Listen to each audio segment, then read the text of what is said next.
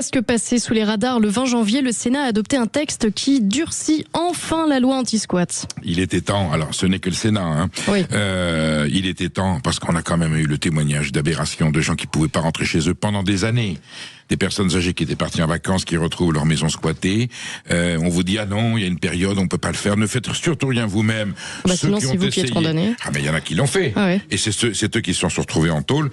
Donc voilà, ça ne pouvait pas durer. Alors il y a déjà eu des mesures qui ont été prises par le précédent gouvernement. Je crois que c'était sous le gouvernement de Michel Barnier, où il y avait eu des dispositions, peut-être celui de François Bayrou, des premières dispositions pour que les squatteurs soient évacués et que les propriétaires pour retrouver leur droit. Et là, le Sénat, hein, c'est les sages. C'est la Chambre haute, propose que désormais le délai soit de 72 heures. En 72 heures, on peut dégager les gens qui occupent illicitement, illégalement, un local qui ne leur appartient pas. Espérons que les députés, c'est l'Assemblée nationale qui a le dernier mot, espérons que les députés suivront la sagesse et le courage des sénateurs et que malgré qu'il y ait quelques hurluberlus à l'Assemblée nationale qui vont toujours dire faut protéger, les squatteurs sont les victimes des propriétaires, voilà, de la richesse, du capitalisme, ce sont les victimes. Je vois pas du tout de qui vous voulez parler. Bien sûr.